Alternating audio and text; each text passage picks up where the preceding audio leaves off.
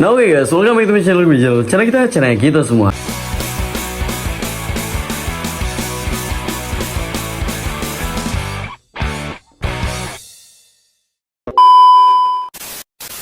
Nah oke guys, di kesempatan kali ini, wah ini gelap-gelapan ya. Nah ini di kesempatan kali ini kita bakalan ngebahas tentang Cloud Eye, karena saya baru aja kemarin datang dari Jawa. Dan kemarin saya sudah tag video langsung karena ada salah satu ikan saya, si Marco, itu kena Cloud Eye, itu udah besar banget. Dan kenapa bisa kena Cloud Eye dan kesalahannya di mana? Nah itu sudah saya jelasin, kalian tonton aja. Terus cara penyembuhannya itu gimana, obatnya apa, terus mulai dari lampunya nyalanya gimana, itu sudah ada lengkap. Dan ingat, tingkat kesembuhan yang utama bukan tentang obat aja, tapi tentang kestabilan mental ikan. Oke, kalau gitu kalian tonton, semoga bermanfaat. Nah oke guys, jadi ini dia kondisinya. Nih saya bakal kasih lihat dulu. Nah itu kalian lihat di bagian mata. Wah ini udah tebel banget nih guys, lapunnya ini udah parah banget. Ini CE. Kalau ini udah kemungkinan besar nih udah CE. Bahkan ini mungkin kalau sehari atau 2 hari lagi saya nggak datang, parah sih. Harusnya ini parah, bisa-bisa meledak nih. Ini udah CE nih guys. Ini hitungannya udah CE karena udah bener-bener bendol keluar. Dan ini saya mau ngasih lihat juga nih, tipikal ya, ini kondisi airnya nggak bagus. Ini kalau kalian perhatiin ya, ini satu, warna ikan udah drop. Terus kedua, airnya ini nggak jernih loh guys. Ini kalau nggak tahu ya di kamera ini, pokoknya kelihatan nggak sih airnya itu kayak nggak jernih, dia itu agak-agak berkabut. Nah air ini kenapa berkabut? Yang pertama itu karena ikan lagi sakit, lagi stres, dia lagi nyidap penyakit. Makanya airnya itu apa ya, berpengaruh ke air, jadi airnya jadi nggak bagus. Tapi di sisi lain, ikan ini bisa kayak gini, ini di awal ya, ini di awal kesalahannya saya kemarin waktu mau ninggal. Ini kan saya tinggal selama 7 hari 1 minggu. Nah selama 1 minggu itu kemarin saya lupa, ini nggak tahu ya saya kuras atau enggak, ini nggak tahu saya. Kalau yang lain hampir semuanya saya kuras, cuman untuk si bokong saya nggak tahu nih, ini saya lupa banget. Dan ini kondisinya ketika baru datang, ikan CE, ini amoniak ya, amoniak. Terus biasanya CE kayak gini tuh terjadi karena emang ikan jarang hidup lampu ya. Ikan kalau mungkin terlalu redup saya masangnya atau gimana ya, intinya hasilnya kayak gini. Tapi mental aman. Tapi ikan emang kuncup, tadi saya datang udah kuncup parah banget. Dan ini yang sini masih oke, ini masih oke. Meskipun udah kabut, selaputnya udah tebel banget. Tapi yang sebelah sana ya, sebelah kanan ini udah parah banget nih guys. Ya ini hitungan hari aja sebenarnya udah meledak sih harusnya CE-nya nih ya. Ini Cloud Eye ini namanya. Nah untuk penanganan ikan yang kayak gini, itu gimana caranya? Yang pertama nanti kita kuras dulu,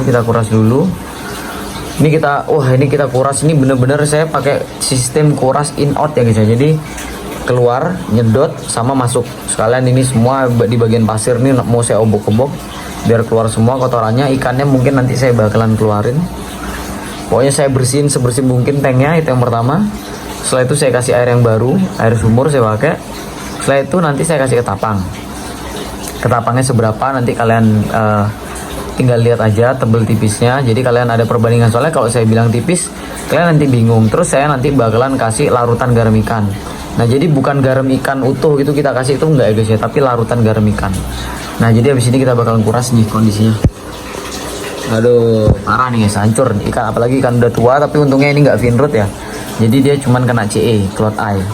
Tapi kalau finrod enggak, tapi ini Cloud Eye nya enggak sampai ya, bukan stadium akhir sih. Biasanya kalau stadium akhir tuh udah pasti bakal meledak. Tapi kalau ini insya Allah ya, semoga bisa sembuh, bisa ditanganin. Ini habis ini kita mau kuras, nanti saya kasih lihat, tunjukin ya takaran garam ikan untuk tank 80 kali 40 ini 80 kali 40 kali 30 ini berapa. Terus ketapangnya seberapa tebel tipisnya. Sama kalau bisa sih pakai filter atau aerator ya. Nanti saya lanjutin. Ini sekarang saya mau kuras. Ini saya bener-bener baru datang guys. Ini masih berantakan. Saya baru datang, capek banget. Itu barang-barang juga masih kotor banget, berantakan. Jadi ini setelah ini bakalan saya kuras. Kuras full lah ikannya, saya mau keluarin. Nanti saya kasih lihat takaran garam ikannya sama ketapangnya.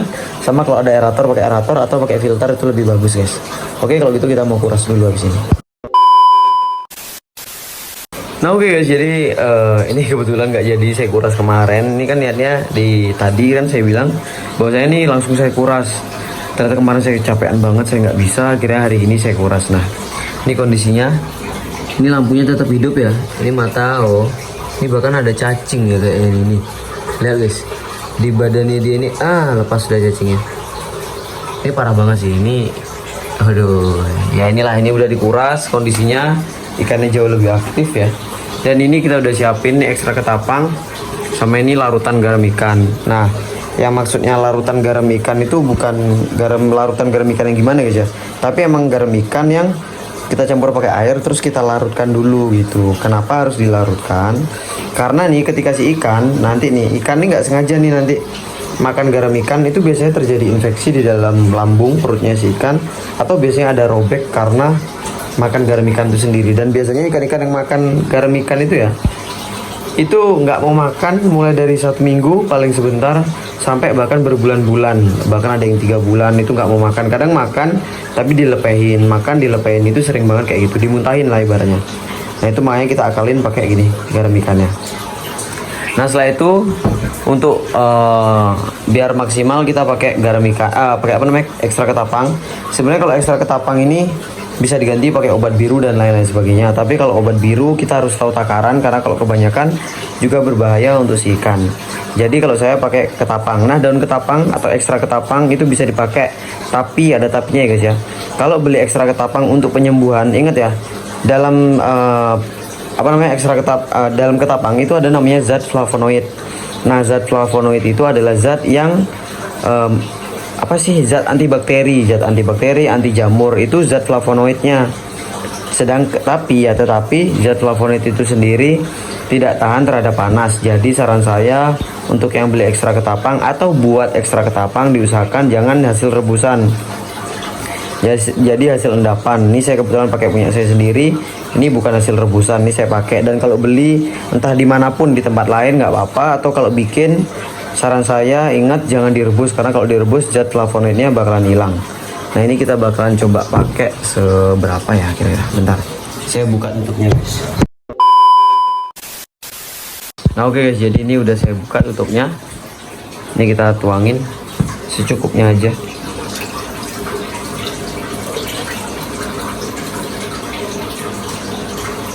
Pokoknya biar agak kuning lah. Ini baru masuk ketapangnya. Nah, kita kasih lagi lah.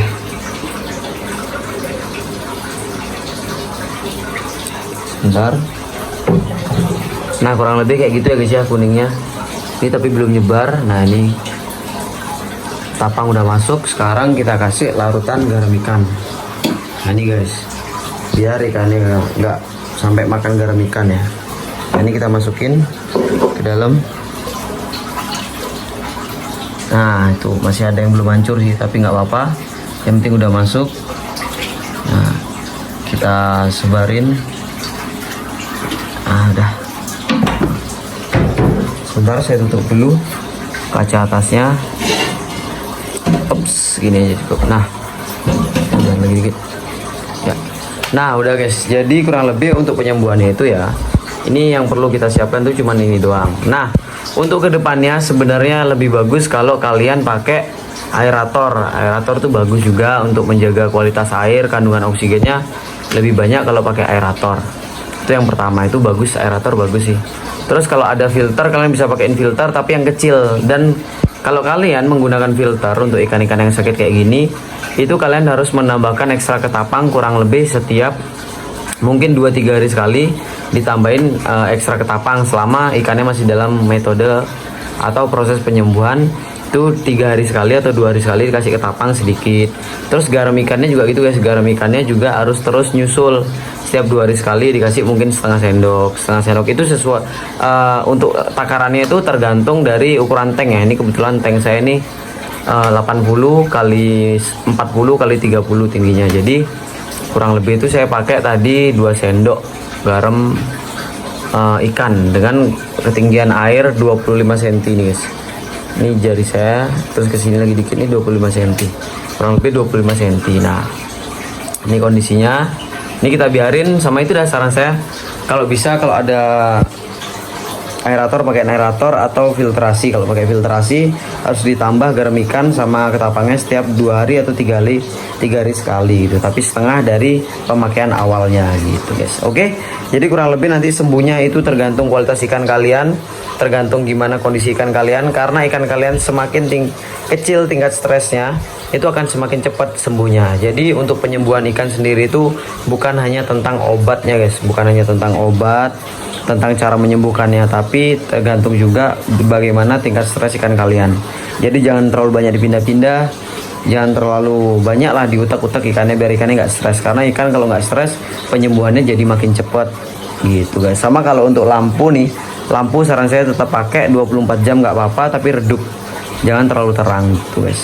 Oke, jadi ingat penyembuhan yang utama itu bukan tentang obatnya, tapi tentang kualitas dari mood ikan juga gitu guys. Oke, kalau gitu terima kasih buat yang udah nonton, semoga bermanfaat buat kalian semua. See you di next video, bye bye guys.